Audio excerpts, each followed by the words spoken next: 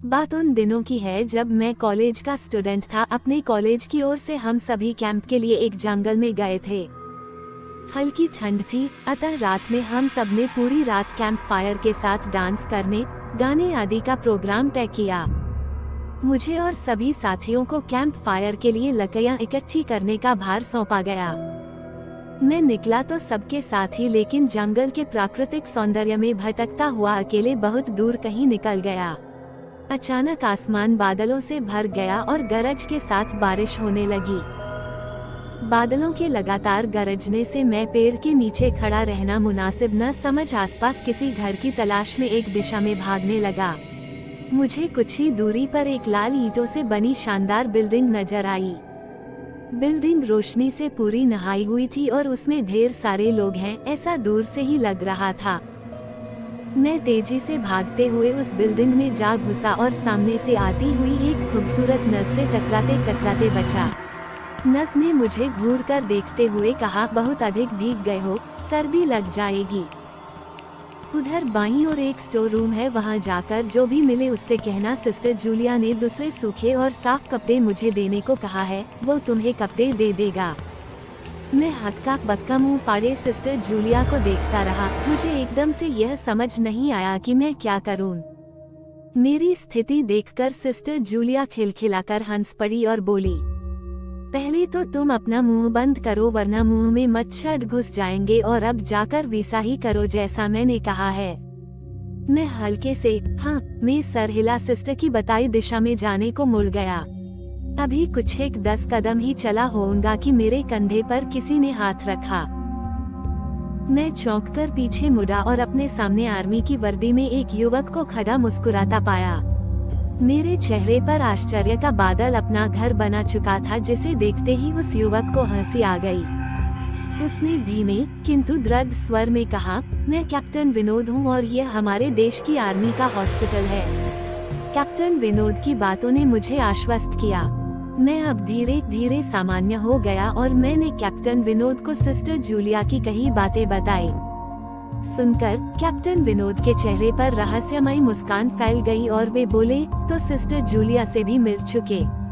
जी, क्या मतलब है आपका? कुछ नहीं, चलो मैं तुम्हें सूखे कपड़े देता हूँ, चेंज कर लो, नहीं तो सच में सर्दी लग जाएगी। और मैं कैप्टन विनोद के पीछे पीछे एक बड़े से कमरे में पहुंच गया। कमरे के चारों ओर हरे रंग के पर्दे लगे हुए थे। एक बड़ा सा बेड पड़ा हुआ था और उसके सामने एक सोफा था।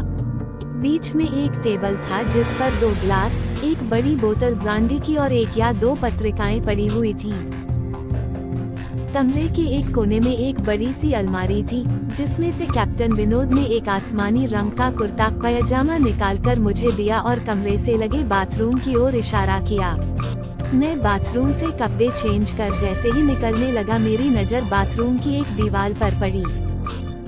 वो खून के छींटों से भरी हुई थी। ये देखकर मैं घबरा गया और जल्दी से बाहर निकलने को मुड़ा कि बाथरूम में लगे आईने में खुद को ही देखकर चौंक गया।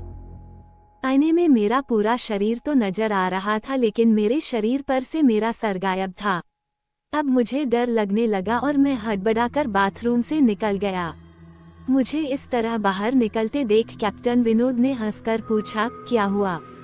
अरे हाँ, तुमने तो अब तक मुझे अपना नाम ही नहीं बताया। कहाँ जाओगे? बाहर बहुत तेज बारिश हो रही है, लेकिन तुम जाना क्यों चाहने लगे अचानक, यह मैं समझ नहीं पा रहा हूँ। कैप्टन विनोद, आपकी बाथरूम की एक दीवार पूरी खून के छींटों से भरी हुई है और आपके बाथरूम में लगा आईना भी कुछ अजीब सा है। उसमें मुझे मेरा पूरा शरीर तो दिखाई दिया, लेकिन मेरा सर ही गायब था। मैं अब बिल्कुल भी नहीं रुकूंगा यहाँ, बारिश में ही भीगता हुआ अपने कैंप तक जाऊंगा। कहते हुए मैं कमरे से बाहर जाने वाले दरवाजे की ओर बढ़ा। रुको, तभी कैप्टन विनोद की कड़कती आवाज गूंजी, तो तुमने सब कुछ देख ही लिया? जी, क्या मतलब है आपका? मेरी आवाज में डर भर गया था।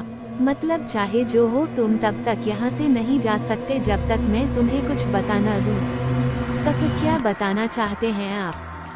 जो आज तक कोई न जान सका वह मैं जानकर क्या करूँगा? प्लीज अब मुझे जाने दे, मैं डर से रुआंसा हो गया।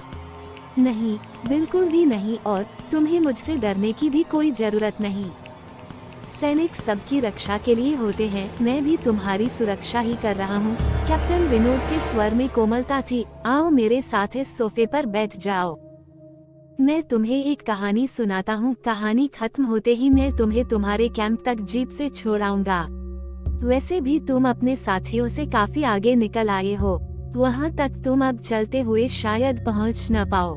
कैप्टन विनोद के स्वर में जाने कैसी आश्वस्ति थी। मैं जाकर उनके बगल में बैठ गया।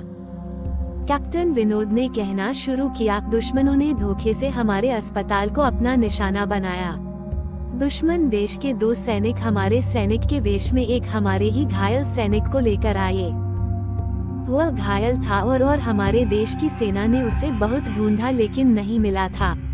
शायद साजिश के तहत उसे घायल होते ही घुसपैठियों ने कहीं छुपा दिया था। अचानक अपने खोए सैनिक को अपने हॉस्पिटल में पा सभी खुश हो गए और बिना अधिक पड़ताल किए हॉस्पिटल के गेस्ट रूम में घायल को लेकर आने वाले छद्म वेशधारियों को ठहरने की इजाजत दे दी गई। अभी उस सैनिक का इलाज चल ही रहा था कि जोरों का ब्लास्ट हुआ और पूरा हॉस्पिटल एक पल में खंडहर में तब्दील हो गया। लेकिन हॉस्पिटल तो अपनी शानदार स्थिति में खड़ा है। मेरी बातों को अनसुना कर कैप्टन विनोद ने अपनी बात जारी रखी, कोई नहीं बचा उस ब्लास्ट में। दीवार पर पड़े खून के छींटे भी उसी ब्लास्ट में मारे गए हॉस्पिटल के कर्मचारियों के हैं। हाँ, पर यह हॉस्पिटल तो मुझे खंडहर नहीं दिखता। जवाब में कैप्टन विनोद के चेहरे पर रहस्य भरी मुस्कान फैल गई और उनका चेहरा अजीब से भावों से भर गया। मैं उनके चेहरे को देखकर अंदर से दहल गया। फिर भी मैंने हिम्मत कर पूछा, आप उस ब्लास्ट में बच कैसे गए? सुनते ही कैप्टन विनोद ठहाका लगाकर हंस पड़े और मुझ पर एक भरपूर नजर डालते हुए कहा, ये कहानी आज से मात्र 10 वर्ष पहले की है और मैं तो आज से 50 वर्ष पहले मर चुका हूँ। इसके आगे उन्होंने क्या कहा मुझे कुछ नहीं मालूम। चेहरे पर गीलेपन का एहसास जब काफी हुआ तो मैं जैसे नींद से जागा। मुझे घेरे हुए मेरे सभी सहपाठी और टीचर खड़े थे। मेरी आंख खोलते ही मेरे सर ने कहा, थैंक गॉड तुम्हें होश आ गया। तो क्या मैं बेहोश था? हाँ, तुम जंगल में जाने कहाँ भटक गए थे। जब सभी लौट आए और तुम नहीं आए तो हम सभी मिलकर तुम्हें ढूंढने निकले। काफी दूर जाने के बाद हमने एक जीप आती दिखाई दी जिसमें एक आर्मी मैन तुम्हें पीछे की सीट पर सुलाए हुए हमारे कैंप को ढूंढते हुए आ रहे थे। उन्होंने हम सबको भी अपनी जीप पर बिठाया और कैंप तक छोड़ा। हमने उन्हें काफी रोकने की कोशिश की लेकिन वे ये कहते हुए चले गए, अभी नहीं रुक सकता, एक जरूरी काम है। जब हमने तुम्हारे बेहोश जाने और उन तक तुम्हारे पहुंचने के बारे में पूछा तो बोले सोमेश ही बताएगा और जो भी बताएगा वह सब अक्षरश सच होगा। सबकी उत्सुक निगाहें अपनी ओर लगी देख मैंने धीमे स्वर में पूछा, जोर क्या उनका नाम कैप्टन विनोद था? सर ने हाँ ने सर हिलाया। मैंने सबको उधर चलने को कहा जिधर से सबने जीप आती देखी थी। पहले तो सर तैयार नहीं हुए लेकिन मेरे बहुत कहने पर वे राजी हो गए। सुबह होते ही हम उधर की ओर गए। मैं उस जगह पर पहुंचकर गहरे आश्चर्य में डूब गया। वहाँ एक अधजला खंडहर था जिसके एक टूटे पत्थर पर लिखा था आर्मी हॉस्पिटल।